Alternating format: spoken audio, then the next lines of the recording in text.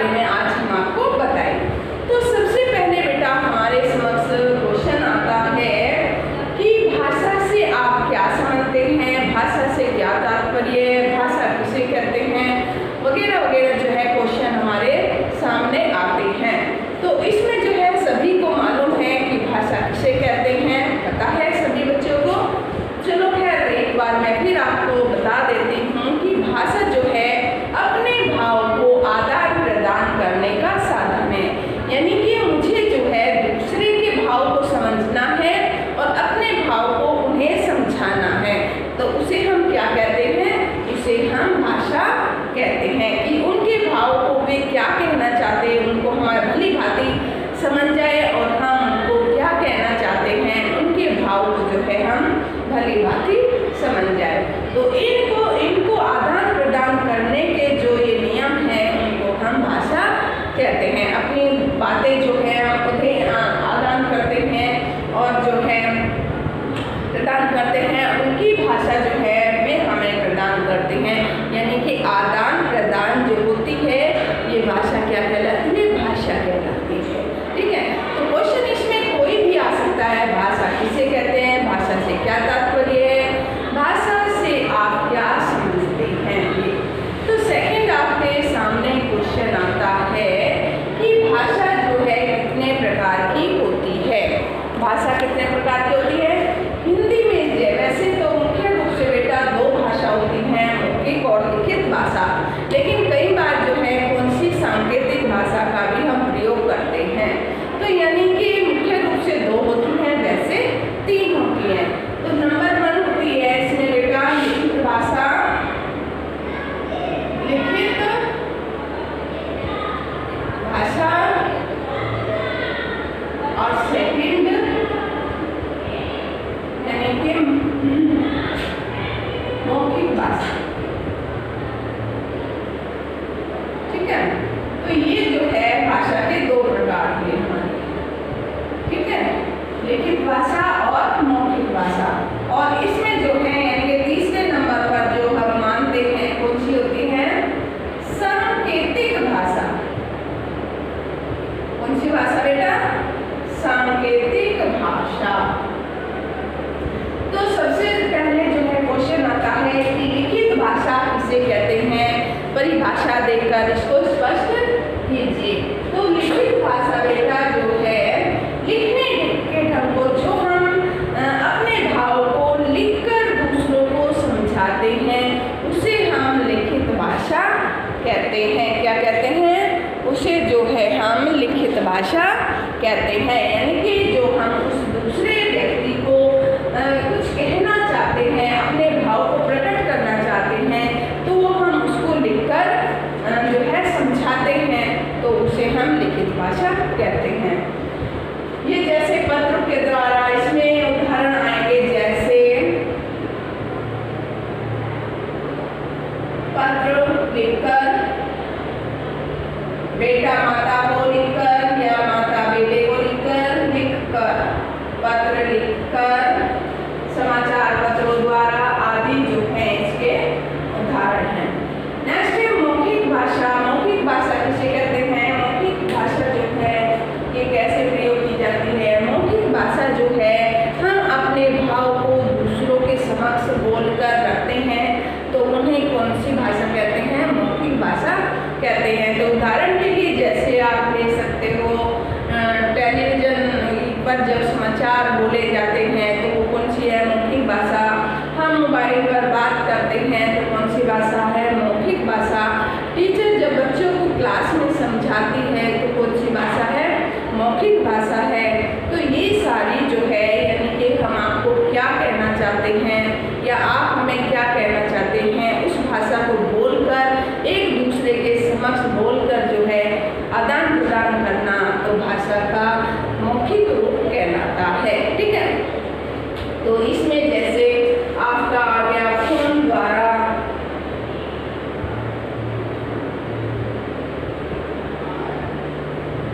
कक्षा में अध्यापक द्वारा,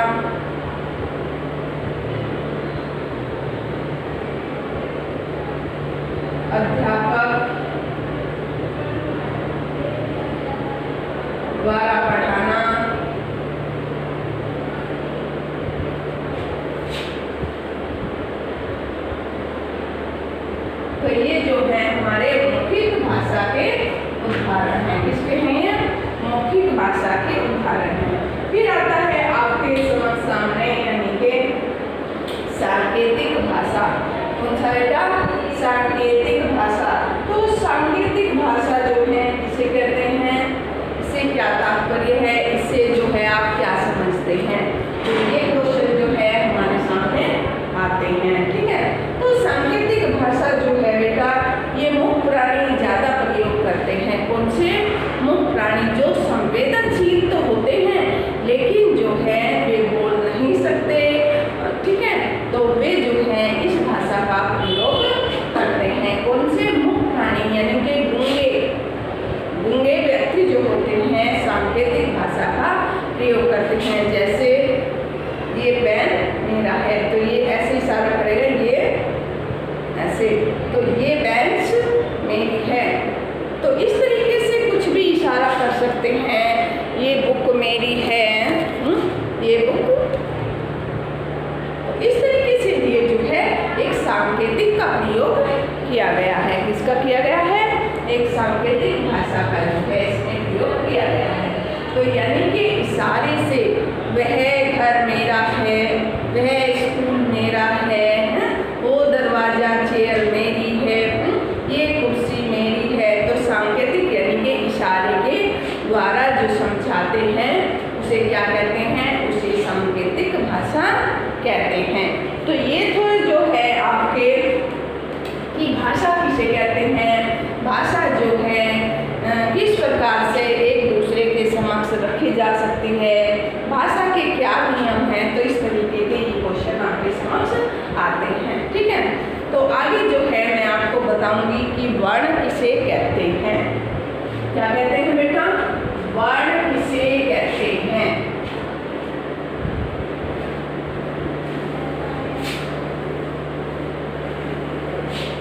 सबसे पहले जो है हमारी भाषा किससे स्टार्टिंग होती है? वर्ण से होती है। किससे होती है बेटा? वर्ण से। यानी कि सेकंड क्वेश्चन जो है बेटा इसमें आपका वर्ण किसे कहते हैं।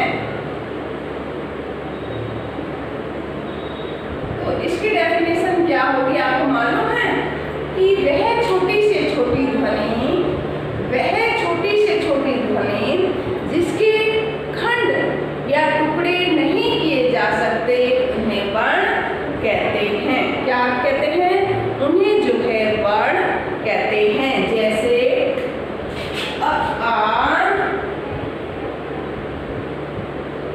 और क, ख। तो ये क्या है? हमारे वर्ण है। जब हम बच्चा, मैंने जैसे शुरू में आपको बताया था कि जब बच्चा जन्म लेता है तो उसको बोला नहीं आता। जैसे जैसे वो परिवार में पलने लगता है और बड़ा होने लगता है तो वो परिवार से क्या सीखता है? वर्ण सीखता है। सबसे पहले क्या सीखता है बेटा? वो वर्ण सीखता है ना। तो जब छोटा बच्चा बोलने लगता है अ अ अ अ अ प प प प ये बोलता है ना, मम्मा मम्मा, ये 2-3 शब्द जो है सबसे पहले बच्चा बोलता है। तो क्या बोलता है? सबसे पहले बच्चा वर्ण बोलता है, जो कि अपने परिवार से ही सीखता है। ठीक है, तो क्या बोलता है? वर्ण बोलता है। तो इनको जो है वर्ण कहते हैं। फिर बेटा हमारा वर्ण से बनता है शब्द। किस शब्द किसे कहते हैं? क्वेश्चन नंबर 3 कि शब्द जो है किसे कहते हैं?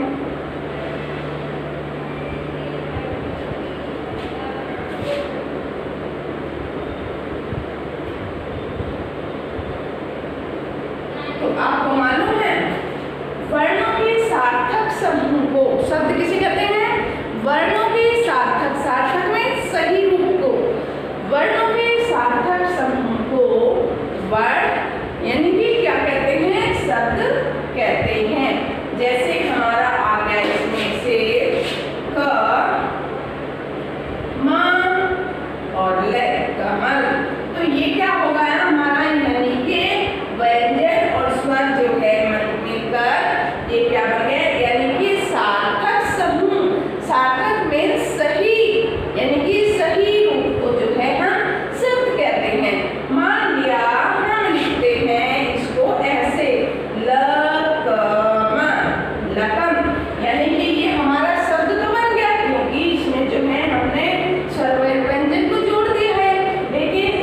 कोई अर्थ नहीं होता, सार्थक यानी कि सही नहीं है। तो ये कौन सा शब्द हो गया है? निरर्थक शब्द हो गया, यानी कि ये गलत शब्द हो गया है। जिसका कोई अर्थ नहीं होता तो वो कौन सा शब्द होता है बेटा? वो निरर्थक हो जाता है। जिसका कोई भी अर्थ नहीं होता, यानी कि इसका लकम का कोई अर्थ ही नहीं है। कलम का क्या है? हमारा अर्थ होता है। क्या होता है कमल का? यानी कि लिखने की कलम, लिखने वाली पेन, तो उसको क्या कहते हैं? कलम कहते हैं। तो यानी कि वर्णों के सार्थक समूह को, इसके वर्णों के सार्थक समूह को शब्द कहते हैं। फिर आपका एक आता है क्वेश्चन कि अक्षर किसे कहते हैं? अक्षर भी जो है शब्द को ही कहते हैं। अक्षर भी तो है वर्णों के सार्थक समूह से ही बनते हैं। तो इसमें जो है आपका क्वेश्चन ये आए कि शब्द किसे कहते हैं या अक्षर किसे कहते हैं, तो क्या कहेंगे आप? तो ये भी इसके डेफिनेशन देंगे कि वर्णों के सार्थक समूह को, वर्णों के सार्थक समूह को क्या कहते हैं? क्या कहते हैं पता है? शब्द या अक्षर कहते हैं। वर्णों के सार्थक समूह को शब्द या अक्षर जो है बेटा कहते हैं। तो इसके बाद जो है अन्य क्वेश्चन आपके आते हैं, जैसे हिंदी भाषा की क्या विशेषताएं हैं, ये बाद में कराएंगे। तो जो है सबसे पहले मैं आपको करवाऊंगी कि अब सबसे पहले हमारा क्या आया? वर्ण आया, फिर क्या आया? शब्द आया, और शब्द के बाद जो है बेटा हमारा क्या आएगा? वाक्य। क्या आएगा? वाक्य। की वाक्य किसे कहते हैं? वाक्य या पद किसे कहते हैं? पहले वाक्य लेंगे, प्रश्न नंबर 4। वाक्य किसे कहते हैं या वाक्य से जो है क्या तात्पर्य है?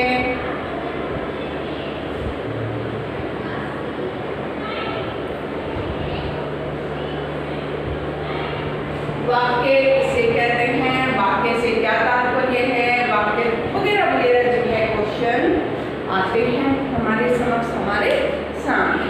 तो वाक्य जो है सबसे पहले हमारा क्या था? वर्ण। वर्णों के सार्थक समूह को क्या कहते हैं? शब्द। शब्द, और शब्दों से हमारे क्या बनते हैं? वाक्य बनते हैं। तो शब्दों के सार्थक समूह को क्या कहते हैं बेटा? शब्दों के सार्थक, सार्थक में सही रूप, शब्दों का जो सही रूप होता है उसे हम क्या कहते हैं? उसे हम वाक्य कहते हैं। जैसे राम ने रावण मारा, राम ने रावण को मारा।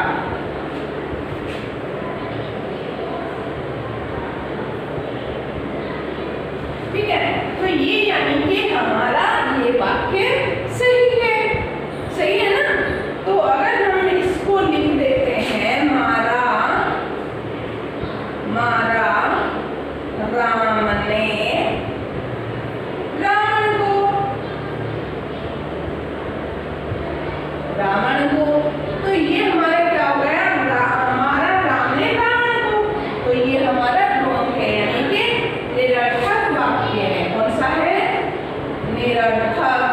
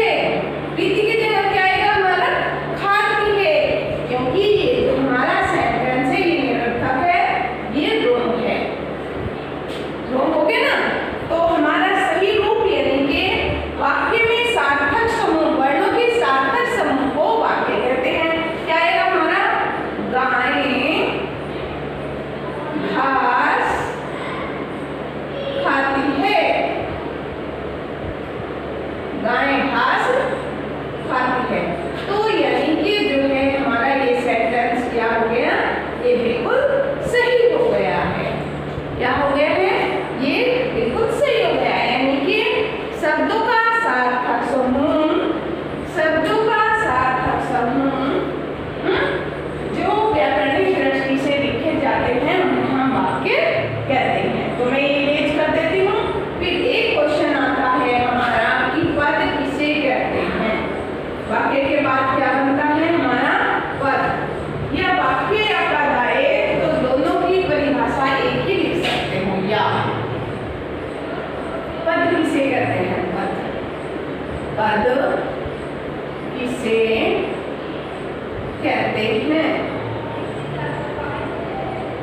तो इसकी डेफिनेशन क्या होगी पता है आपको।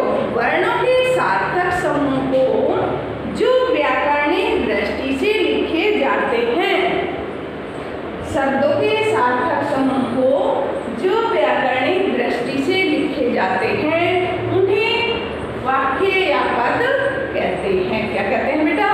उन्हें वाक्य या पद कहते हैं।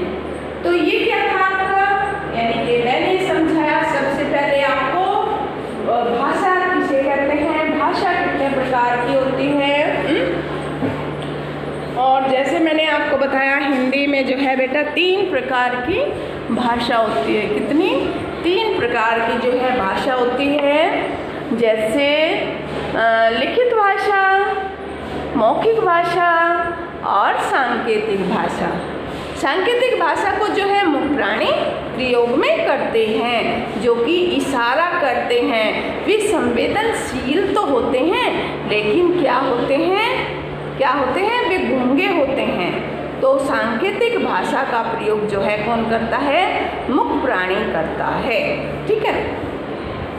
उसके बाद जो है मैंने आपको बताया कि जो है शब्द किसे वर्ण किसे कहते हैं, वर्ण किसे कहते हैं।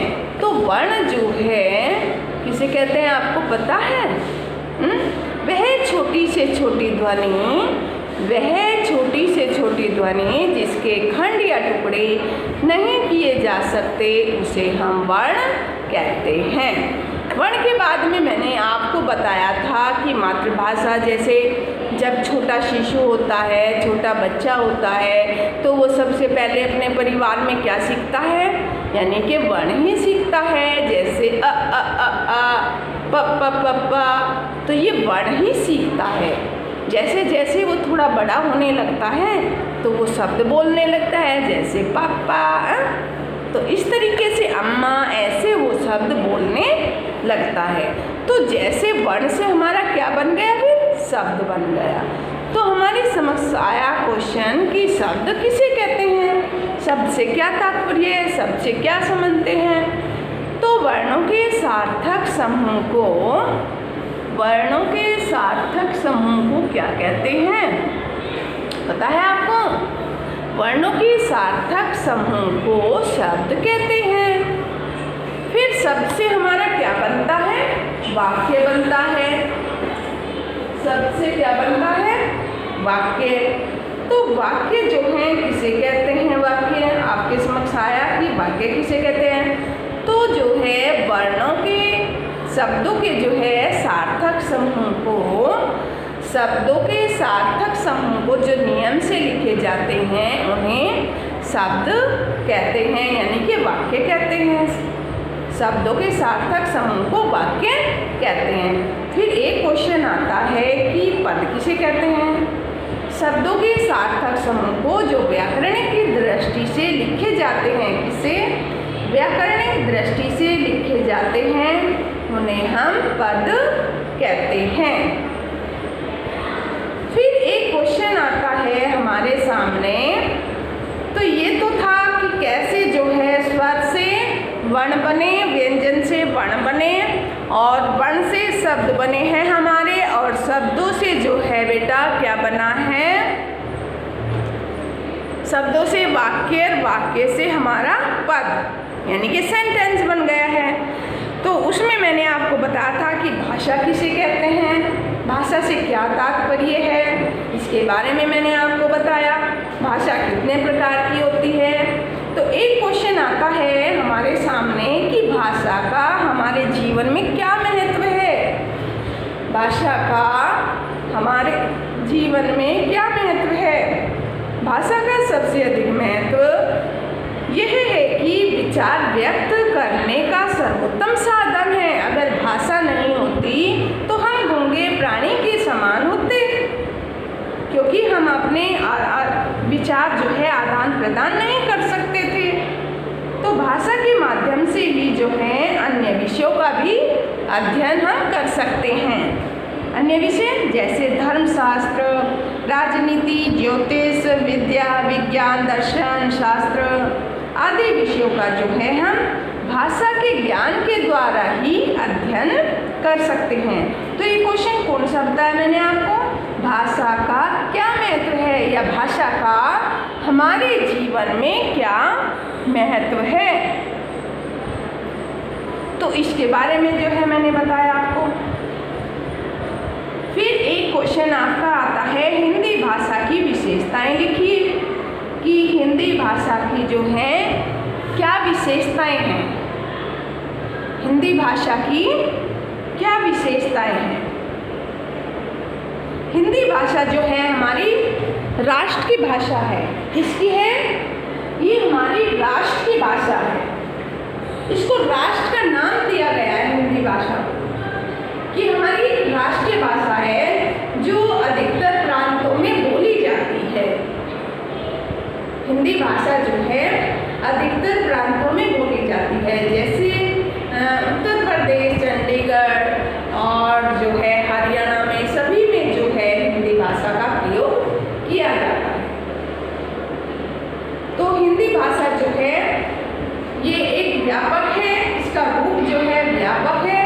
और हिंदी भाषा जो है एक इसको संविधान ने जो है पारित कर दिया था 14 सितंबर को कि जो है एक ये राष्ट्र की भाषा मानी जाने लगी है। इसको मान्यता प्राप्त हो गई थी राष्ट्र के द्वारा, संविधान के द्वारा।